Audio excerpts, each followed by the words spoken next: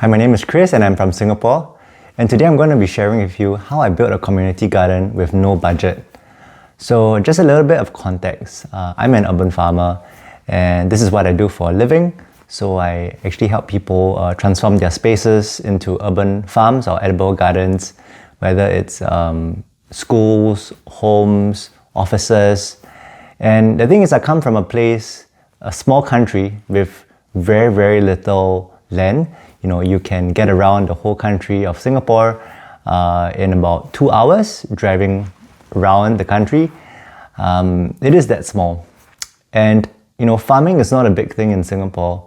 Only 1% of all our land is actually farmland. But in the last 10 years, I've managed to utilize the remaining 99% of our land, spaces that are green, and converting them into productive and thriving edible gardens. But today I'm going to be talking a little bit about this project that I started in 2021 and how it has borne fruit. So in 2021, it was in the middle of COVID, and at one point the supermarket shelves were empty. I think this is a scene that was happening not just in Singapore but around the world. So farmers who were supplying us the food, the produce mostly from Malaysia, were not able to go to the farms, and therefore supplies couldn't get to our country. And at one point it was so drastic, we didn't have vegetables, and I remember seeing the shelves that were empty. And as an urban farmer myself, I know I've been doing these fairly small projects in very niche and boutique spaces. One day I was just looking out the window of my home and I was thinking, I need to do something about this. I can't just sit here and wait. I have the skills, I have the knowledge. And I looked around my community and I saw right where I was looking at, there was a empty grass patch. And to give you some context, landscaping is very important in Singapore. So there's a lot of spaces that are very well manicured. It provides greenery, cools the country down, and it's a very good thing, and it's very aesthetically pleasing as well. But there was this one patch that I realized that this was just grass. There was nothing planted there. There were maybe about 2 or 3 palm trees. But I had this vision that, I would like to turn that into a fruit orchard. I could be growing lots and lots of papayas, bananas, and all that fruit could go back to the community, build resilience, and help improve the community. So I decided to start. So how I started was I did not ask for permission. I actually decided that I was just going to plant some seeds and just grow food. So within the existing grass patches, I basically dug a hole, put the seeds in, covered it back up, removed a bit of the turf, and waited. And soon, in a few weeks, the seeds of the papayas germinated. It didn't take much time at all. And in a few months' time, in about 4 to 5 months' time, that whole space was now full of plants. So that was how I started. Now, going into this, I knew that there was going to be a risk because this was land that did not belong to me. This belonged to the town council, and ultimately, this is not something that they might advocate for. And I knew that right from the beginning. But I decided to take the risk, and if anything had my intention to fall back on, I really wanted to grow food for the community. So, true enough, I think about 6 months into this project, the town council one day happened to pass by when I was doing some gardening, and they stopped me and they said, hey, you can't be doing this here. There is going to be an issue because you actually might cause some maintenance issues with the plants later on. There could be issues with the roots, damaging property and things like that. So you have to remove everything that you've planted. And at that moment, I was really, really shocked. I was feeling very confused, very upset because look, the plants were growing so well at that point of time. The the grass was no longer just grass. Now he had something productive. But deep in my heart, I knew that rules are rules, and I had to give it up. And just as I was about to let it all go, I had a thought. I thought, I'm going to give this one last shot. I'm going to pitch to them my idea, my vision, and see if they are receptive to it.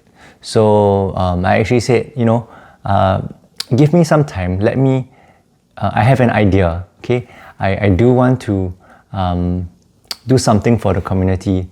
I do have some expertise. This is my professional field. I would like to contribute to the community and give back. So would you guys listen to a suggestion or a plan that I have? And at first they were really confused. They didn't expect this coming from me as well, because they are not used to new ideas. They're not used to the community member bringing up suggestions and taking charge of things. So anyway, they said, okay, let's hear your idea. And what I did was I went back away and I started working on a proposal. In the proposal, I wrote that I had a plan to do big things with the space. I wanted to, number one, grow lots of productive, nutritious, healthy produce, from vegetables to fruits.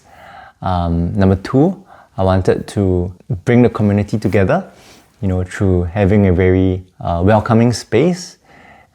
People from different generations, from young to old, can come over and appreciate the garden. Number three, I wanted to improve and increase the biodiversity. I wanted to see more helpful pollinators like bees, butterflies, birds.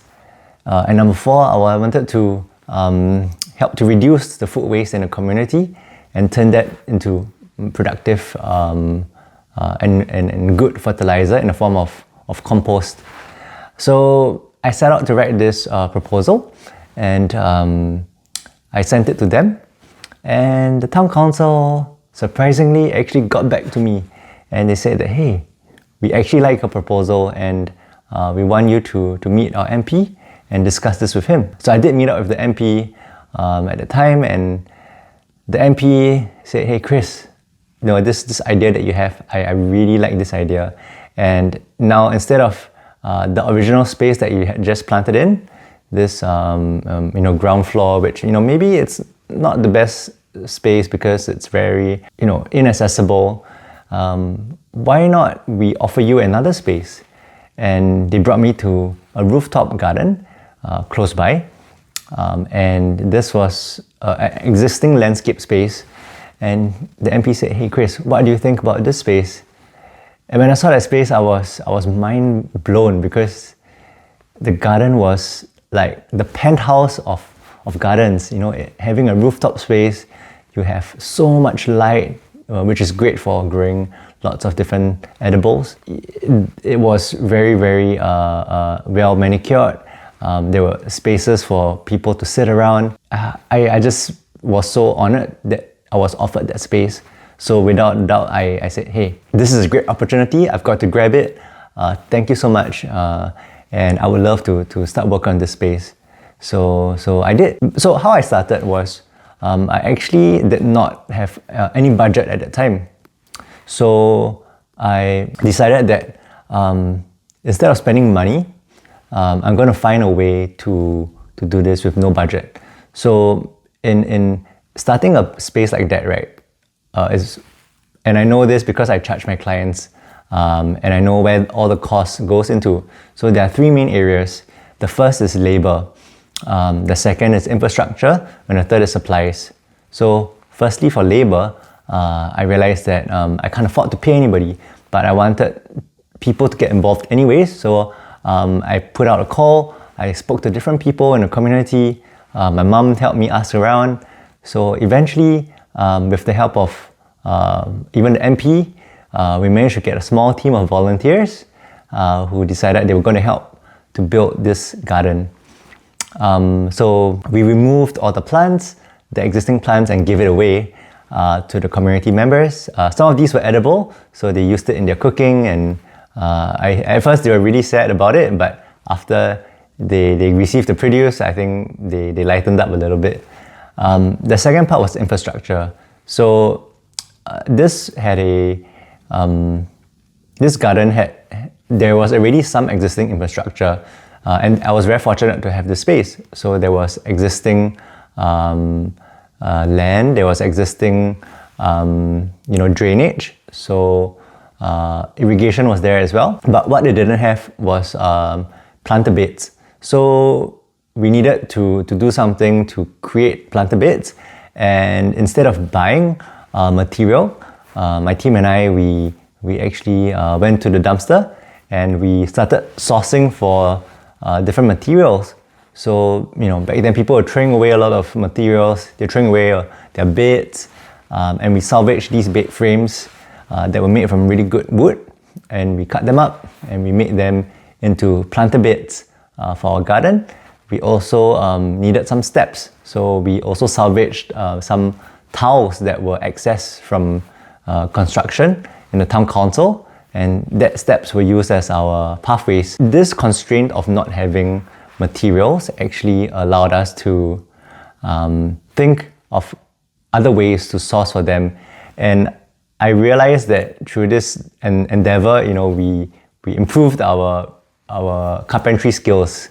We learned that it was possible to not use any money, and there's just so many resources around us. And the third resource that we needed was supplies. In gardening, you would usually have to buy seeds, you have to buy plants, you would have to buy soil and compost. So starting with seeds, I used what was existing already in my day-to-day life. So every time I bought fruits, I would save the seed. So I ate a lot of papayas, so I saved a lot of papaya seeds. To my surprise, the germination rates of these seeds was so high. So each time I would get about 100 seeds maybe that germinated into young papaya seedlings, and some of that I used in the garden. Same goes for pumpkin. I could get 100 pumpkin seeds each time, and that was plenty. So we didn't have to buy plants, we just utilized all these existing foods that we already bought for our own meals and saved the seeds from there. In terms of needing to get supplies for compost, we needed to improve the soil condition because the soil was very clay. It was very clayey and it was very waterlogged. We had very little organic matter. For those of you who don't know what that means, basically it was not able to let the roots of the plants travel through and collect water and air and nutrients because it's so compacted. So we needed to improve it, and by doing so, we needed to add something called compost. Instead of buying compost, which is actually quite expensive, we decided to make it. So I went over to the neighborhood and I looked around for fruit shops where they would sell cut fruits. And so there was a lot of skin, there was a lot of fruit peels, and we got that from the community, from the neighborhood shops. I pushed them back in a trolley, and then we also needed brown material for the compost. So I noticed that there were a lot of leaves around. I tried sweeping them up myself in the neighborhood. And also I saw that there were cleaners in the estate. So I walked with them and I asked whether they could help me collect the leaves and I could take it from them. So that is how it started. So I put together the leaves and the fruit scraps and buried them into the soil. And this was a slow process. I did this every month. So month on month, the soil started getting better. You could see that it was from a very hard clay, it became more crumbly, became softer and darker, which are signs of good soil. So that is how we solved the problem of resourcefulness. I started to have all the resources that I needed, all the supplies that I needed, and I realized I didn't have to spend a single cent. Everything was around me. The question was, how do I galvanize these resources? How do I get people together? And I realized that it all happened because I started with that vision that I had to grow food for people around me and to share this food. I think people really appreciated this vision. They felt like they could benefit from it, and they also wanted to be part of it. And this is why and how everybody from my volunteers to the MP to the town council really supported this idea. And it's been almost 4 years now running this space. It has not been easy. It has actually been a lot of work. It's almost a full-time job trying to manage the garden, but I have no regrets, and I'm so fortunate to have this space and to be able to create the impact that I did. And everything that I set out to do has been achieved. Firstly, we've been producing so much crops. We've been giving it out to our volunteers. I'm so sick of eggplants right now. We've grown so many eggplants at the garden. We've even given it out via some of these food distribution events. The part about bringing people together, I think it has definitely been true. Myself and my core team of volunteers, we've become really good friends. We've bonded over gardening. We've gone through some really difficult situations requiring a lot of time and energy, and that has brought us together so well. And also, there are so many visitors that come to our garden, like young children, sometimes preschoolers come up, and it's such a nice feeling to see that the garden is being utilized. The biodiversity has also increased. We really see a lot more pollinators like butterflies, like different species of bees. These are signs that it's a healthy ecosystem, that there's something about it that makes them want to come. There's been different kinds of birds that have made their home there. Recently, there was even a bird that built her nest in there, and it's so heartening to see that. And lastly, we've actually took on and rescued so much waste, not just to build our infrastructure, but also from the shops to build our compost and the dried leaves that would otherwise have been thrown away. To summarize, it has been a really amazing journey building this community garden, requiring no money at all. So if you wanted to start a garden, just remember that first and foremost, you don't need money.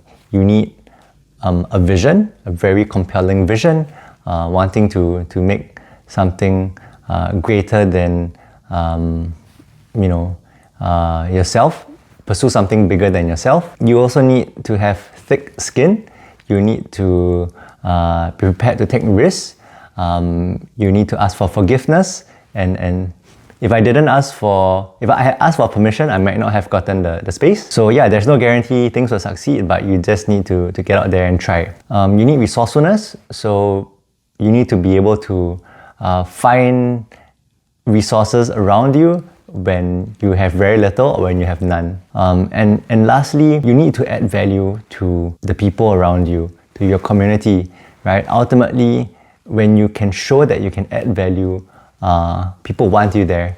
So, the work that I've done has been done for many years before I even started this community project.